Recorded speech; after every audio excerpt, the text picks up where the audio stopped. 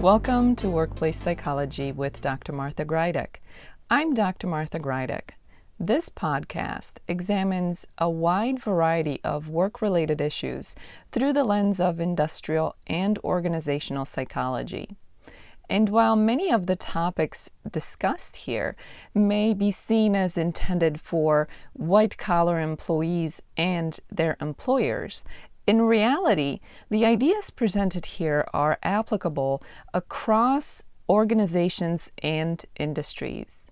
Additionally, many of the topics discussed here may be applicable outside of the workplace. I encourage you to examine what's presented here, apply what makes sense to you, and simply discard the rest.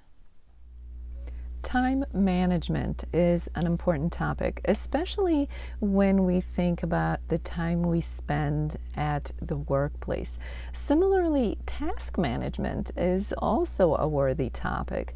And if you consider all of the books and courses and seminars and self-help or self-improvement material that exists on the topic of time management or task management as well, that only underlines the importance of this topic for us collectively as a society and personally or individually.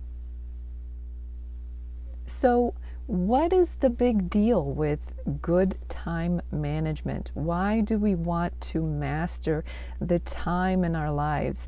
Everybody has the same 24-hour period, so why is it that we are seemingly obsessed with managing our 24 hours in such a way that you couldn't possibly squeeze any more out of those 24 hours?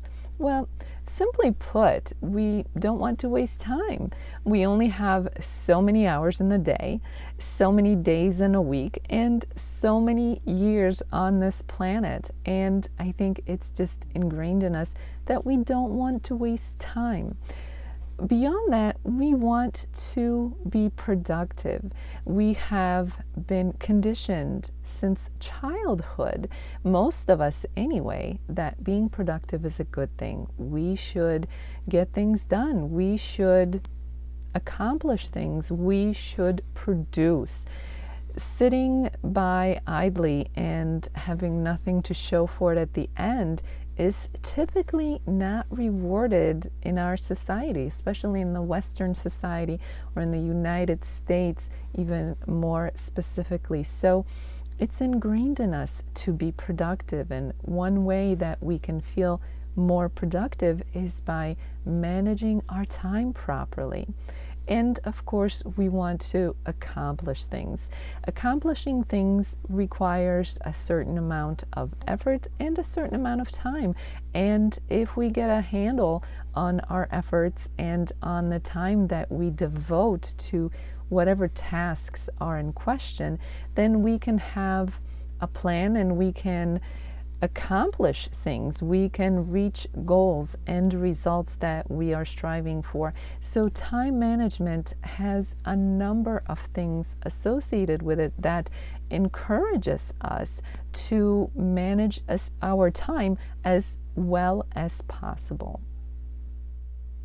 But as you can probably already guess, all of that can be taken too far. Considering our seeming obsession with time management, it stands to pose the question of, to what end do we need to manage our time? When will it ever be enough? Or will it ever be enough? At what point can you say to yourself as an individual, and at what point can we declare collectively as a society that we have mastered the art of time management and we're okay now? We can stop obsessing about it. And I personally don't think that that will ever happen because, again, we seem to have this obsession with time management. So let's look at the first thing that is often associated with time management, which is the idea of not wanting to waste time. Well, let's start by defining what wasting time is. And of course, it will be a little bit different for everybody, but what is wasting time? Whether we're considering our time at the office or outside of the office, what do you consider to be a waste of time? Do you consider taking a break or taking your lunch every day at work to be a waste of time? Others might think quite the opposite. Or is time wasting more black and white to you, more obvious to you? Things such as surfing the internet or getting on social media and wasting an hour or two while you're at work and should be working anyway. And of course, again, this goes beyond just the workplace. We can look at this in the same way when it comes to our lives outside of work. But think about that. Whose definition are you going by in terms of wasting time? And it doesn't really matter if the definition is yours alone or if you're influenced by someone else. Every definition of what time wasting is deserves some consideration, and it deserves a review, if you will. So think about it to start with in terms of how do you define wasting time at work? At the same time, how do you define being productive? What does it mean to be productive? Again, whose standards are you going by? Are they realistic standards? Is the productivity achievable, or are you simply in a rat race? Does it feel like you're on a hamster wheel where you're running faster and faster and faster, but really you're not going anywhere, you're not getting anywhere because there's always more to do?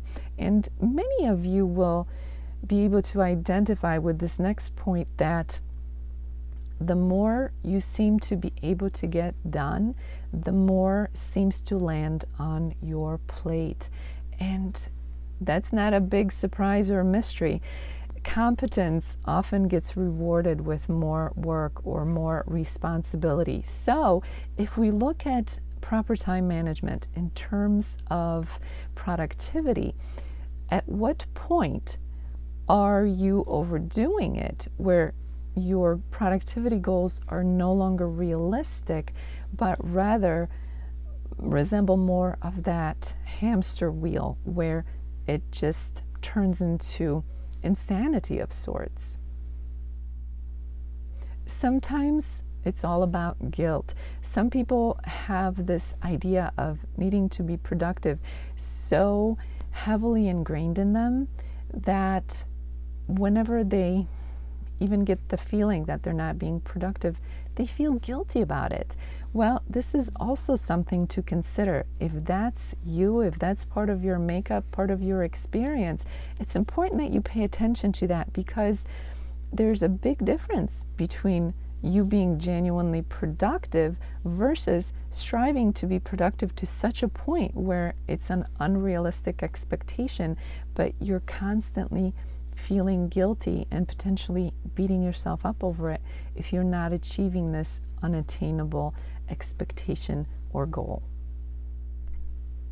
The other thing to consider when we look at time management is the difference between things that you want to accomplish or things that you need to accomplish. There are things that we all need to accomplish at work, and that's a given. We have an agreement with an employer where we have to get certain things done, and then we get paid for doing those things. And even if you are a business owner, the same thing applies. There are things you have to get done in order to keep the business going, in order to be successful.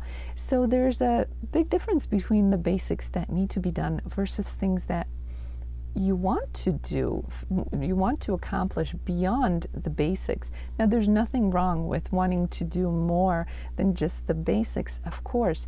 But again, it goes back to that reality check. At what point are you putting too much on your own plate, or is somebody else putting on your plate in terms of accomplishment, where it goes so far beyond realistic that you will never be able to accomplish what is expected of you?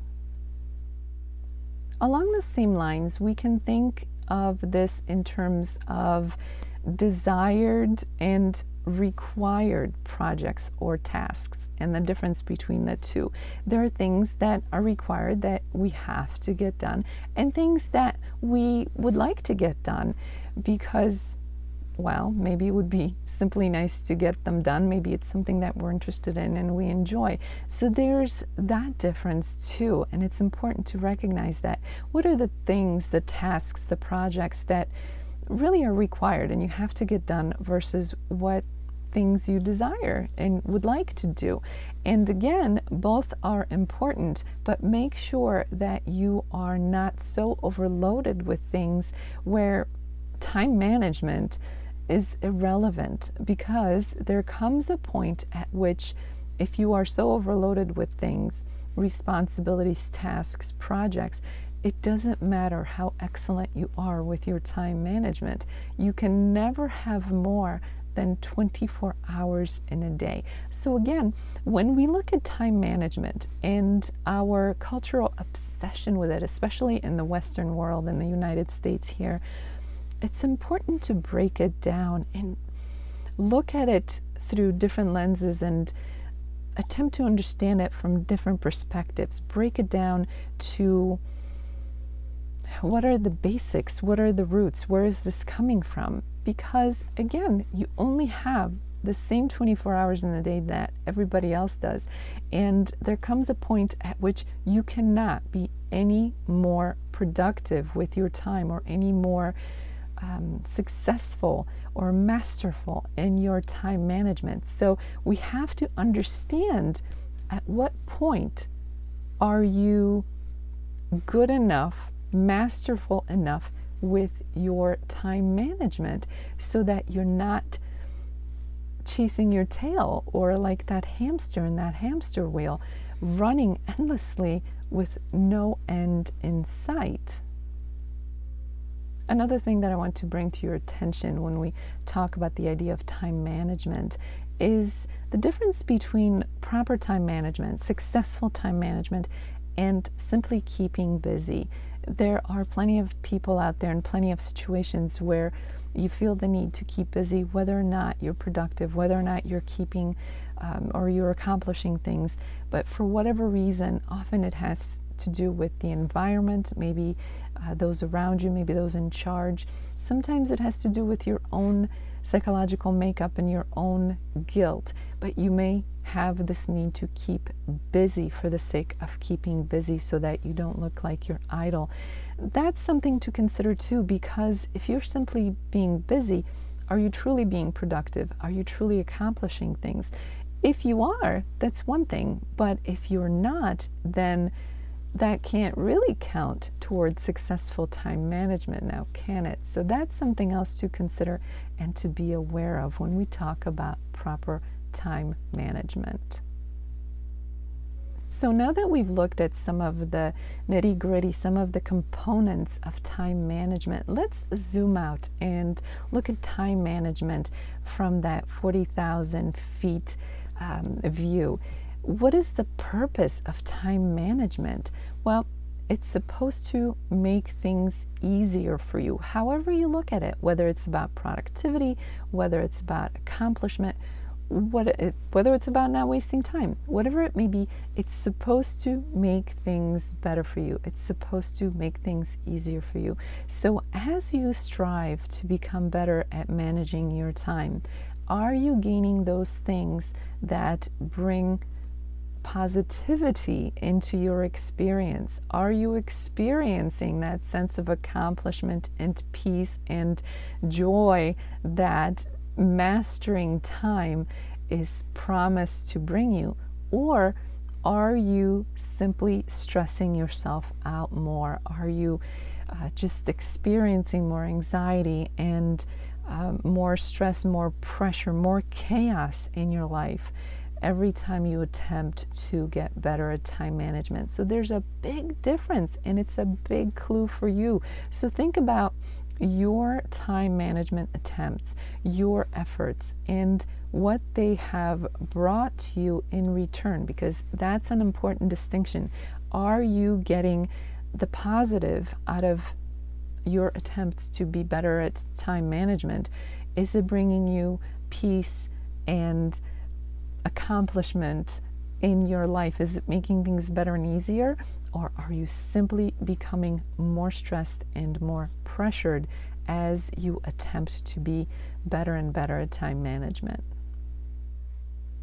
In other words, is your time management effort or your work towards time management serving you, or is it leading you to burnout? It really does come down to this simple question. As this episode comes to an end, let's review what was discussed. Time management is an important topic of conversation. Many books and seminars and self-help programs and courses have been offered, and we spend a lot of time, effort, and money on time management. Equally important is task management, but if we want to truly understand the purpose and the benefit of time management, we have to understand why we seem to be so obsessed as a society and oftentimes as individuals with time management. After all, we all have the same 24-hour period in a day. So what does time management really come down to? In simple terms, we can think of it about in terms of not wasting time or being more productive or getting more accomplished. But it's important that we recognize the definition, the parameters associated with all of those things. Whose definition are we going by? And are the definitions and the parameters associated with productivity and accomplishing things and not wasting time, are those realistic? So it's so important to look at our endeavor for better time management in those terms, to break it down so that we can truly understand where we're going with this, if we're taking it too far in the wrong direction, and in the end, time management is serving us, or if it's doing the opposite, where it's just stressing us out more as we endeavor to master time, and as a result, lead ourselves to burnout. As the week unfolds, I invite you to look at your own journey in terms of your endeavor to master time. How has that journey been for you? Are you getting the returns that are so frequently promised with the idea of mastering time management? Or have you simply found yourself under more pressure and more stress, and possibly even experiencing things such as burnout? This is very important, because only when you understand the details of what you're doing and why you're doing it and how it serves you or doesn't serve you, how it affects you and your experience, can you then address it properly. If you have been successful so far, then doing more of the same or continuing to do the same is a good idea. But if your attempts to manage time have caused you more pressure and more stress, then it's time to change your strategy. It's time to do something different. And this is so important, because we are so pressured in terms of time and how we use it, that it's really critical for us to take the power back and do a little examining on the topic, do a little thinking, a little pondering on this topic on our own. Because if you don't do that, then somebody else will do all the thinking for you, and they'll do all the decision making for you.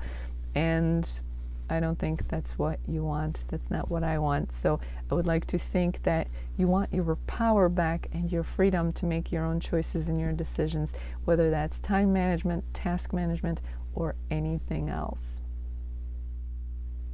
For those of you who experience this podcast in an audio-only version, I invite you to check out my YouTube channel. You can find the link for that in the description below. The YouTube channel has the video version of this podcast. In addition to that, it has videos that focus on stress management. So I encourage you to check out my YouTube channel. And again, you can find the link for that in the description below. Thank you for joining me today. Please subscribe to this podcast. I look forward to seeing you again next time. Until then, I wish you joy and well-being.